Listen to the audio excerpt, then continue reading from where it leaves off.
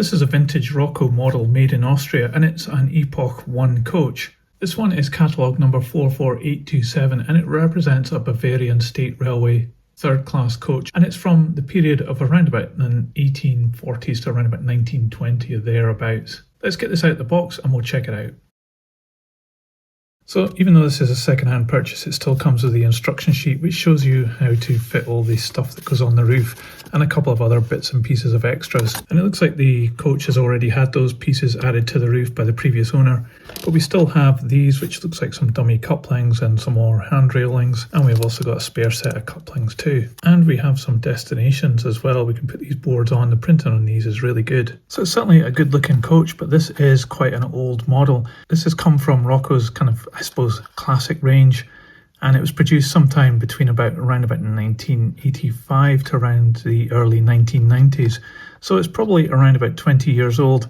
I thought it would be good to check this model out because recently I did a review of some coaches from Trix that were Era 1 as well. So I managed to pick this one up too. So looking at this in more detail, starting on the roof, it's this lovely silver colour.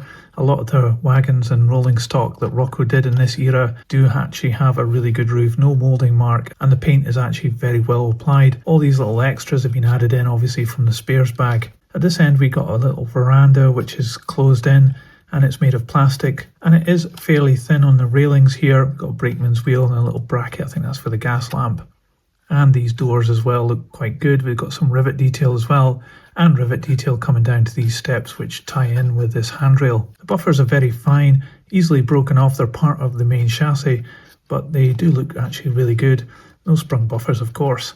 We've got a coupling at the front here which is cantilevered, and it's in a NEM pocket as well. It moves back and forward with quite a lot of articulation too, but there are pipes that we can add on to the buffer beam. You can see the holes there, which would restrict the movement if we decided to do that. On the back wall of the coach we have some white lining there and some printing, a nice definition of the door, and it's glazed as well with some bars moulded into the main plastic of the windows. And looking down the side, yes, we've got this lining as well, which is really good, very well done. It's got the third class there, and we've got windows with these brown surrounds to represent wood.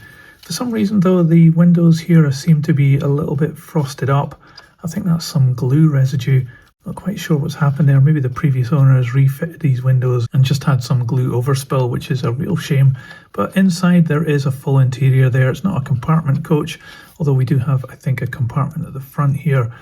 But we have brown seating throughout the coach, and we have what is representing a toilet here. At this end of the coach we have a ladder on here to get up to the roof, and that's attached to the buffer, which has actually come loose. You can see it's just a push fit because I pushed it back in there and it's no problem at all. It's back in and fixed. And this veranda also has the lining and the printing on it. Underneath we got some really good planking detail, and we can see the Roco made in Austria. We've got some representation of brake gear here, and we have this box. I'm looking at the back of it here, so you can see that it's not very well finished on this side if you're looking across the coach, but from this side you can see that it has a bit of detail on it there. What is really good is the springs and axle boxes, which look great. We've got wheels with spokes. They don't revolve that great, but they look pretty good, and we have brakes in line with the treads of the wheels as well, which is really cool. So overall it's not a bad model, I think, but it does feel a bit light, so I'll put this on the scales and we'll see how much it weighs.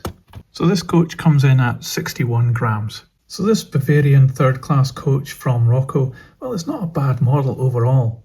It's got some really nice detail in it and a lot of extra parts to add on to it that came in the spares bag, and it does look pretty good overall. The lining is good. I like the fact it's got the wooden surround around the windows, and it's got all the details on the top of the roof which make it quite interesting when it's going down the track. The wheels are also very nice, and I love those axle boxes with the springs. So it's got a real good level of detail, but does it stack up against the Trix ones I reviewed recently? And I would probably say no. I think the Trix ones are a bit better, but they are more expensive on the second-hand market. This coach cost me £10. The Trix stuff was a bit more expensive than that. And personally, I would probably opt for the Trix stuff and just have less of them than this. But if you are on a budget or you want to have a long train of these coaches, this is definitely worth checking out because it's quite a good model overall. But that's just what I think. Let me know what you think of this coach in the comments below. I'd love to know your thoughts. And if you liked this video, don't forget to give it a thumbs up. It really helps this channel.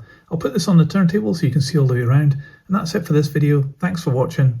See ya. So model train, model worlds, choo choo, model trains, in tiny worlds, choo choo, model trains, model worlds, choo choo, model trains, in tiny worlds, choo choo.